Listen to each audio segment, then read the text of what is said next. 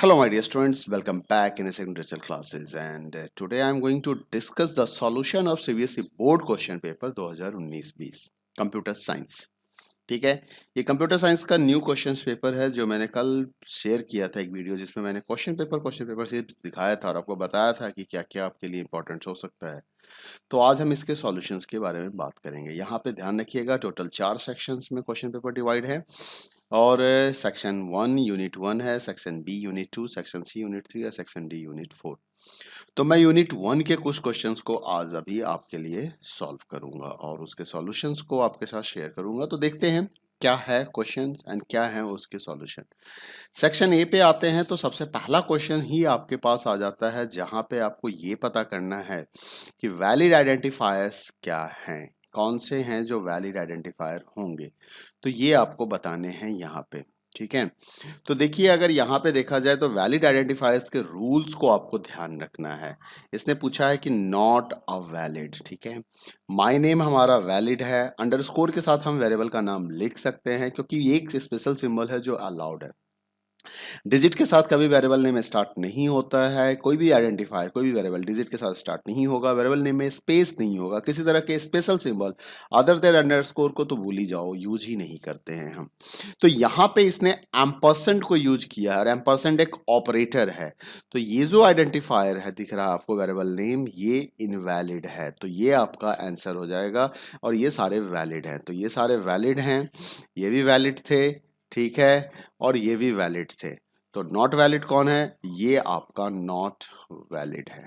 Okay, got it my point. Which of the following are keywords in Python? इसमें से कौन सा है जो पाइथन में कीवर्ड्स है, इसके बारे में बताना है। तो देखो कीवर्ड्स कह रहा है, कोई एक आंसर नहीं होगा, एक से अधिक हो सकता है। फॉर कीवर्ड हो सकता था अगर ये स्मॉल लेटर में लिखा होता, ठीक है। तो फॉर क्योंकि कैपिटल लेटर में लिखा हुआ है इसलिए ये कीवर्ड नहीं है। इफ हमारा कीवर्ड है, लूप एक कंसेप्ट है, लूप एक कंसेप्ट है, ये कीवर्ड नहीं है यहाँ पे, ठीक है। तो लूप भी हमारा कीवर्ड नहीं है। क्वेश्चंस क्या पूछ रहा है? Which of the following are keywords? तो कीवर्ड्स में आपके पास एक इफ है और एक व्हाइल है, तो इसका आंसर क्या होगा? If and while. ठीक है, इस फॉर को मत लिख लीजिएगा क्योंकि यहाँ पे एफ कैपिटल में दिया हुआ है।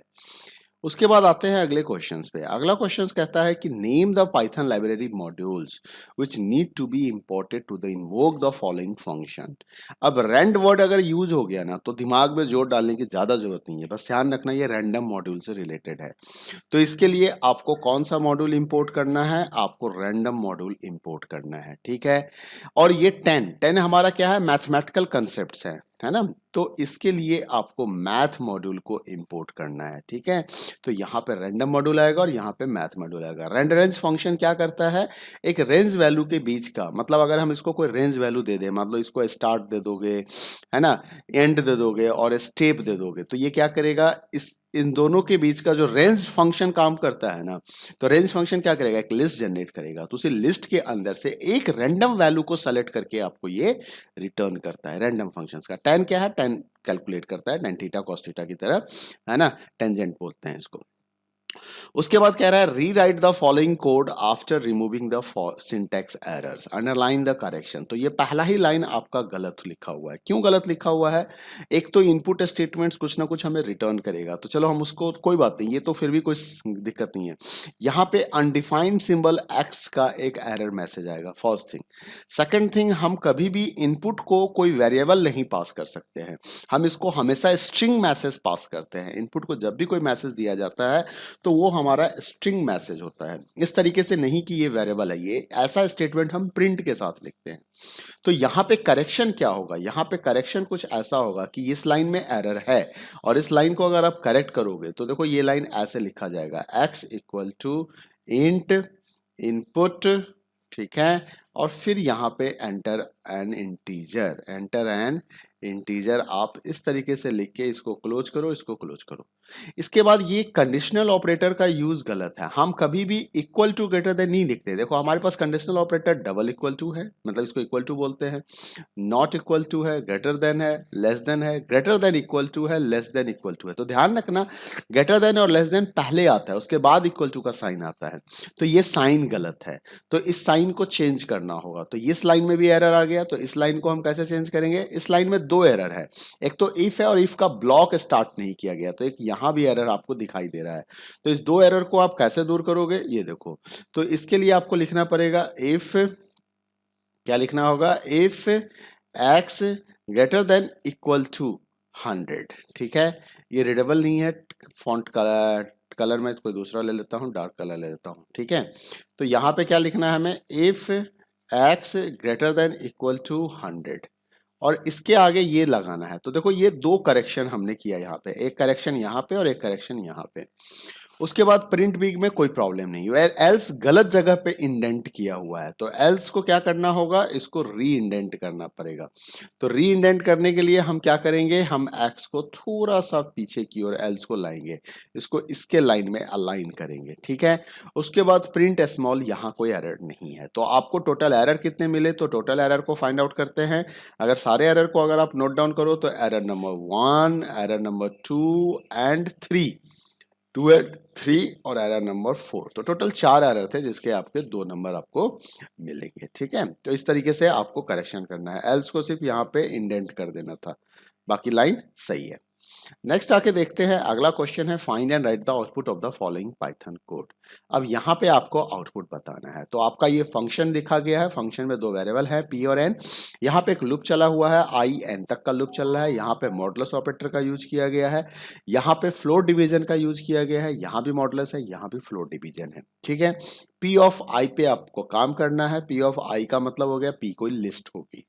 तो चलिए अब देखते हैं, यहाँ पे हमारे पास एक सबसे पहला हमारा प्रोग्राम का एग्जीक्यूशन कहाँ से स्टार्ट होगा? तो प्रोग्राम का एग्जीक्यूशन स्टार्ट होगा इस जगह से, ठीक है। तो यहाँ पे आपके पास x इक्वल टू लिखा हुआ है, कुछ वैल्यू दिया हुआ है, ठीक है। तो हमने क्या किया, x में एक लिस्ट बना लेता हूँ मैं यहाँ पे फटाफट, और यहाँ पे लिख देता हूँ 12 3 7 4, तो ये लिस्ट आ गया हमारे पास। अब यहाँ पे न्यू वैल x, 4, मतलब आपने फंक्शन को कॉल किया, this is the calling of function. तो फंक्शन को कॉल करते ही आप यहाँ पे आ जाओगे। तो यहाँ पे ध्यान रखना, ये आपका x था, अब आपका p भी इसी को पॉइंट कर रहा है, इंडेक्स नंबर 0 1 2 3 है, ठीक है। n की वैल्यू क्या हो गई? n की वैल्यू हो गई हमारे लिए 4, n की वैल्यू क्या हो गई? n की वैल्यू हो गई 4, क्योंकि आपने यहाँ से 4 पास किया, ठीक है। अब यहाँ पे आ जाते हैं पहले for I in range p।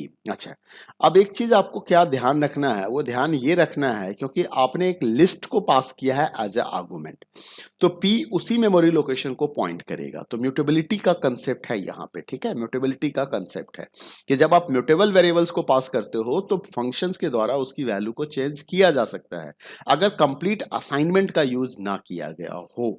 तो यहाँ पे हम एलिमेंट में चेंजेस लाने की कोशिश कर रहे हैं, तो ये काम करेगा। अब जो लूप है आई इन रेंज एन, तो ये रेंज एन का मतलब रेंज 4 होता है, तो रेंज 4 का मतलब क्या हो गया? ये लूप चलेगा आपका। अब देखो ये लूप जब चलेगा तो यहाँ पे क्या काम होगा? अब पी ऑफ आई, तो पहले आई की वैल्यू क्या होगी? अब मैं यहाँ पे आई की वैल्यू को, देखो आई को मैं यहाँ पर रिप्रेजेंट कर लेता हूँ, तो पहले आई की वैल्यू क्या होगी? 0 होगी, ठीक है।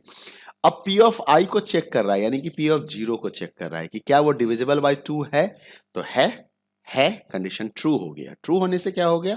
इसका फ्लोर डिवीजन किया जाएगा, मतलब इंटीजर वैल्यू आएगा, फ्रैक्शनल वैल्यू नहीं आएगा, उसको 2 से डिवाइड कर दिया जाएगा और उसमें क्वोशेंट रखा जाएगा। तो 12 के जगह पे अब जो नया वैल्यू आएगा वो क्या आएगा?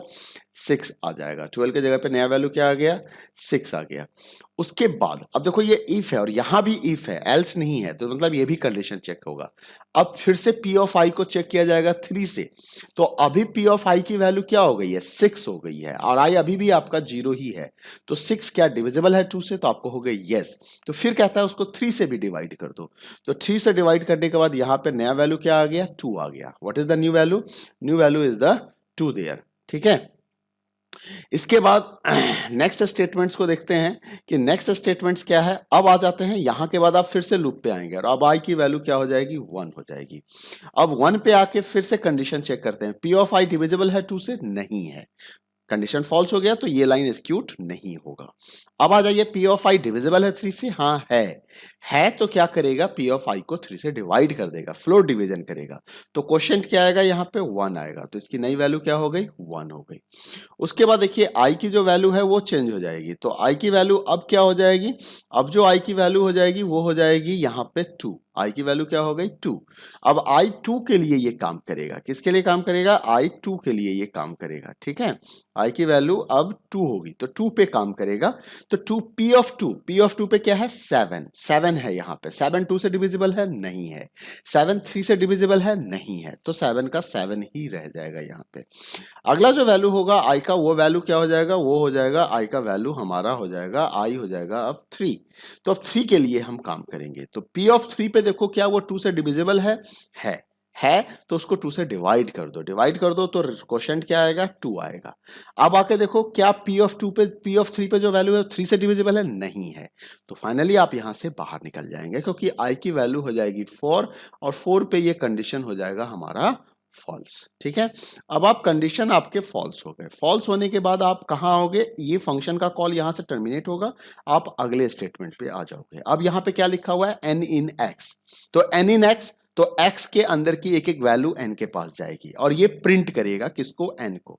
एंड में क्या लगा दिया, बाय डिफॉल्ट एंड की वैल्यू /n होती है, लेकिन यहां पे n की वैल्यू क्या दे दिया गया, हैश सिंबल, तो हैश आएगा। तो आउटपुट क्या हो गया, आउटपुट आएगा इस स्टेटमेंट से, पहले n की वैल्यू होगी 2, तो 2 आ जाएगी, क्यों, क्योंकि x अपडेट हुआ था, तो यहाँ पे n की वैल्यू क्या मिला, x के अंदर से उठ के वैल्यू आएगा यहाँ पे, तो ये मिलेगा 2, तो 2 के बाद एंड में क्या प्रिंट करना है, हैश सिंबल, फिर क्या प्रिंट होगा 1, फिर क्या आएगा, हैश सिंबल, फिर क्या प्रिंट होगा 7, फिर क्या आएगा, हैश सिंबल, फिर क्या प्रिंट होगा 2, और उसके बाद भी क्या प्रिंट होगा, हैश सिंबल। तो this way you will get this output, तो ये आपका फाइनल आउटपुट रहेगा इस प्रोग्राम का, ठीक है।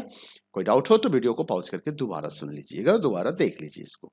ओके, मूव करते हैं अगले क्वेश्चंस पे। अगला क्वेश्चन है find and right the output of the following Python code. तो ये 3 नंबर का क्वेश्चन आपको यहाँ पे पूछा गया था, ये पिछले साल का पेपर है, ध्यान रखिएगा, ये बोर्ड पेपर है, ये वो वाला पेपर है जिसका एग्जाम नहीं हो पाया था, ठीक है। बट आपको इसके बारे में जानना चाहिए कि आखिर बोर्ड किस तरह के क्वेश्चंस पूछे थे पिछली बार। फिर से एक फंक्शन बेस्ड है और यहां भी आपको फाइंड एंड राइट आउटपुट ही निकालने के लिए कह रहा है। तो फंक्शन कॉल है x की वैल्यू, अब यहां पे देखिए डिफॉल्ट आर्गुमेंट्स के कंसेप्ट को यूज किया गया है। x को एक डिफॉल्ट वैल्यू 10 दिया गया, y को डिफॉल्ट वैल्यू 20 दिया गया। डिफॉल्ट आर्गुमेंट्स आपको ध्यान होगा जब आप फंक्शन कॉल करते हैं, और अगर आप कोई वैल्यू पास नहीं करते हैं तो डिफॉल्ट वैल्यू के साथ वो काम करता है, ठीक है। चलिए यहाँ पे x equal to x plus y है, y equal to x minus y है, प्रिंट x हैश y है, रिटर्न x है, फंक्शन रिटर्न भी कर रहा है। तो हम यहाँ से प्रोग्राम को स्टार्ट करते हैं। तो हमारे पास एक वेरिएबल a है जिसकी वैल्यू 200 है, हमारे पास एक वेरिएबल b है जिसकी वैल्यू 100 है, ठीक है। हमने फंक्शन को कॉल किया a और b के साथ, तो दोनों आर्गुमेंट हमने यहाँ पे पास किए। जब हमने दोनों आर्गुमेंट पास किया तो हमारे पास x की वैल्यू क्या हो जाएगी, x हो जाएगा 100, और हमारे पास y क्या हो जाएगा, y हो जाएगा, सॉरी x हो जाएगा 200, क्योंकि a है यहाँ पे, क्या है, a है, तो x क्या हो जाएगा 200 हो जाएगा, x इज 200। एक मिनट मैं इसको इरेज कर दूं, हाँ, तो x क्या हो गया हमारा 200, और y क्या हो जाएगा हमारा, y हो जाएगा हमारा 100, ठीक है, क्योंकि b आपने पास किया है तो y मिलेगा आपको 100। अब यहाँ पे कुछ ऑपरेशन हो रहा है, x equal to x plus y, x equal to x plus y का मतलब हो गया 200 प्लस 100, तो x की वैल्यू क्या हो गई 300। ध्यान रखिएगा ये x आपका चेंज हो गया है, ठीक है, और x की नई वैल्यू क्या आ गई है 300 आ गई है, इस चीज का ध्यान रखना है। उसके बाद आपने लिखा y equal to x minus y, तो x का नया वैल्यू क्या है अभी आपके पास 300 माइनस y की अभी भी वैल्यू क्या है 100 है, तो ये कितना हो गया हमारा 200 हो गया। तो y की वैल्यू क्या हो गई, y की वैल्यू हो गई 200, तो इसको भी ध्यान रखना है कि y की नई वैल्यू क्या है हमारे पास, अब y की नई वैल्यू हमारे पास 200 है। कौन सी वैल्यू है y के पास है 200, ये चीज ध्यान रखिएगा। तो ये 200 हो गया, x आपका 300 हो गया। उसके बाद आपने क्या किया, यहाँ पे प्रिंट किया x को। तो x को प्रिंट करोगे तो जो आउटपुट होगा, सबसे पहला आउटपुट आप ध्यान दीजिए, जो सबसे पहला आउटपुट आपके पास आ रहा है, मैं यहाँ पे आउटपुट को यहाँ पे लिख देता हूँ कि आउटपुट क्या आया हमारा। सबसे पहला आउटपुट हमें यहाँ से मिला और वो मिला x की वैल्यू, तो वो है 300। 300 के बाद एक हैश सिंबल के बाद y की वैल्यू, और y की वैल्यू क्या मिला, 200 मिला। रिटर्न x किया, आपने x को रिटर्न किया, तो x की वैल्यू क्या थी, 300 वैल्यू थी। ये 300 किसको मिल रहा है, a को मिल रहा है। तो a का जो वैल्यू है, a क्या हो जाएगा, ये 300 हो जाएगा। इस चीज का ध्यान रखिएगा। अब a इस लोकेशन को पॉइंट करना शुरू कर देगा, ठीक है। अब आपने प्रिंट a हैश b किया, तो फिर से आपको क्या मिलेगा, आउटपुट मिलेगा 300 हैश।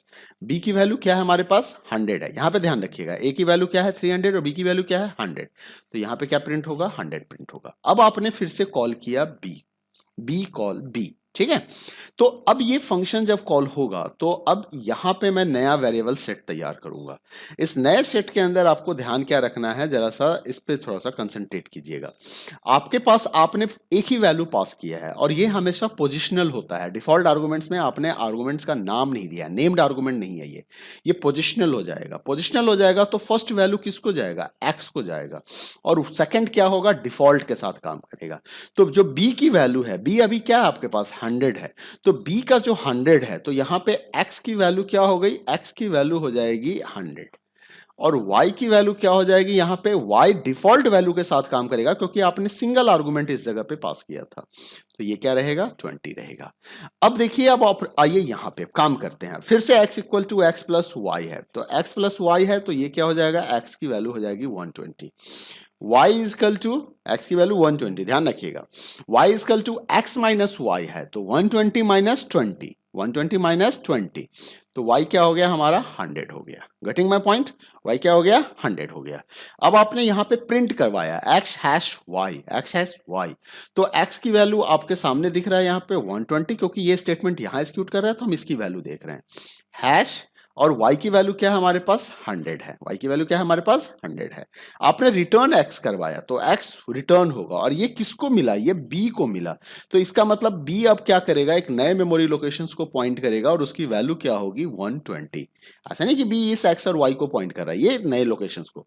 अब आपने प्रिंट a कॉमा b किया, तो a का वैल्यू, प्रीवियस वैल्यू देखो क्या है, a में कोई चेंज नहीं आया, 300। ये कॉल बाय वैल्यू हो रहा है, म्यूटेबल होगा नहीं, चेंज नहीं होगा।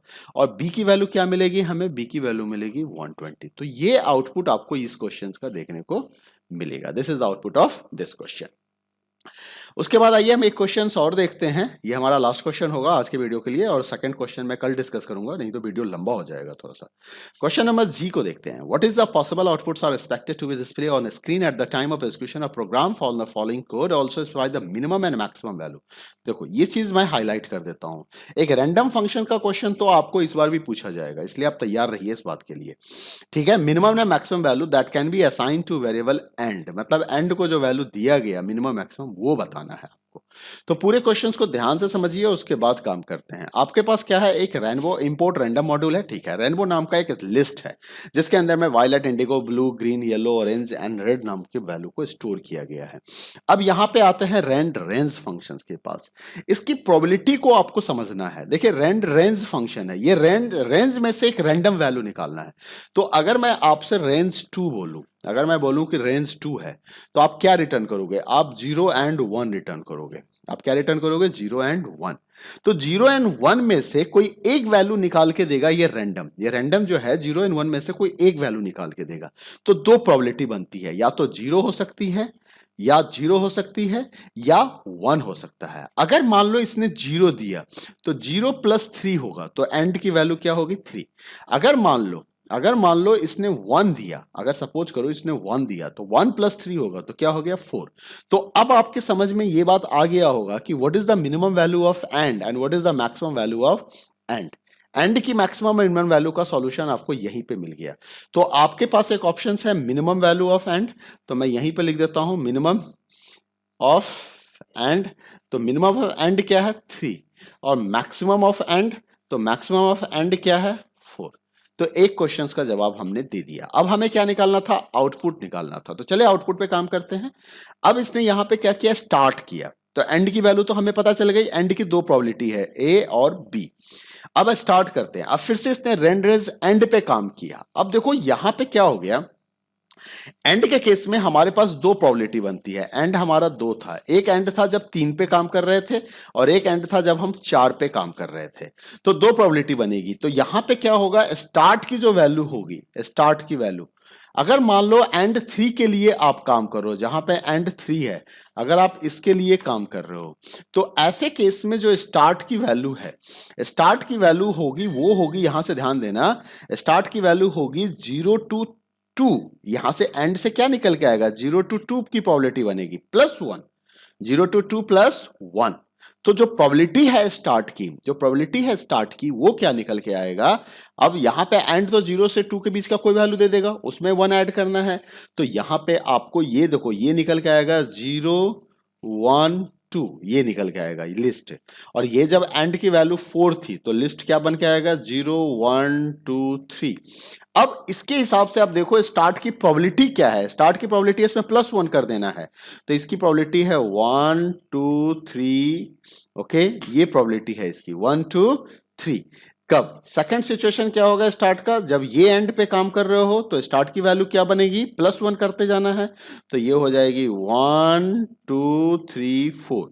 तो ये प्रोबेबिलिटी है। तो अब आप समझ में आ गया होगा कि आपके पास स्टार्ट की वैल्यू क्या क्या हो सकती है। तो स्टार्ट की वैल्यू हो सकती है 1 2 3 और स्टार्ट की वैल्यू हो सकती है 1 2 3 4। 1 2 3 4। तो दो प्रोबेबिलिटी आपके सामने दिख रहा है, ठीक है। तो अब आपके पास दो वैल्यू है। अब यहां पे आइए, for I in range start comma and. अब आपने क्या किया, एक स्टार्ट कॉमा एंड का आपने रेंज वैल्यू चला दिया, फंक्शन चला दिया, यहाँ पे लूप चलाओगे। अब rainbow of I and ampersand के साथ इसको प्रिंट करना है। तो देखो स्टार्ट की प्रोबेबिलिटी क्या है, स्टार्ट 1 2 3 या 1 2 3 4 में से कोई एक वैल्यू हो सकता है। एंड की वैल्यू क्या हो सकती है, एंड की वैल्यू 3 भी हो सकती है, 4 भी हो सकती है। अब ये थोड़ा सा ना समझने वाली चीज है और इसको ध्यान में रखने वाली चीज है, ये बहुत ध्यान से समझना है। तो यहां पे स्टार्ट की वैल्यू मान लो अगर 1 होगी, ये देखो 1 2 3 तो स्टार्ट की वैल्यू है ही। अब एंड की वैल्यू 3 और 4 है। तो अगर एंड 3 होगा सपोज करो, और स्टार्ट 1 2 3 में से अगर 1 होगा, तो क्या निकल के आएगा, 1 एंड 2 निकल के आएगा, 1 एंड 2 निकल के आएगा। तो रेनबो ऑफ 1, अब इसकी पोजीशन को देखो, 0 1 2 3 4 5 6।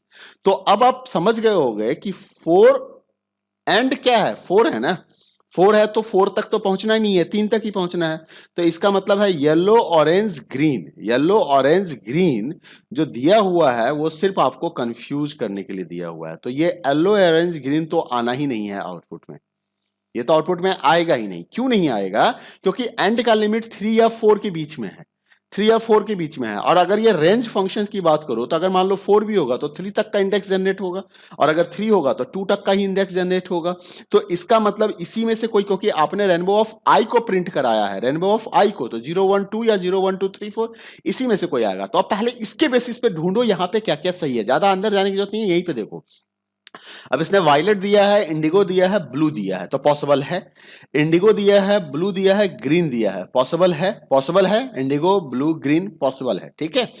Green yellow orange, green yellow orange तो भूल ही जाओ, ये कभी नहीं आ सकता है। उसके बाद ब्लू ग्रीन येलो, ये भी कभी नहीं आएगा, क्योंकि यहाँ पे येलो को टच किया है, येलो को टच किया तो ये भी नहीं आएगा। इसने क्या बोला था, पॉसिबल आउटपुट्स। पॉसिबल आउटपुट्स क्या हो सकते हैं, तो पॉसिबल आउटपुट्स जो होंगे इसके, इसका करेक्ट आंसर जो निकल के आया वो ये निकल के आया। मैंने देखो इस स्टेटमेंट को एग्जीक्यूट नहीं करा, मैंने इस लूप को भी एग्जीक्यूट नहीं करा, मैंने सिर्फ एंड को चेक किया और स्टार्ट में समझ लिया कि 1 2 3 के बीच के कोई वैल्यू होंगे या 1 2 3 4 के बीच का कोई वैल्यू होगा। नो आउटपुट भी आ सकता है यहाँ पे, लेकिन मुझे तो पॉसिबल आउटपुट ही बताने थे ना।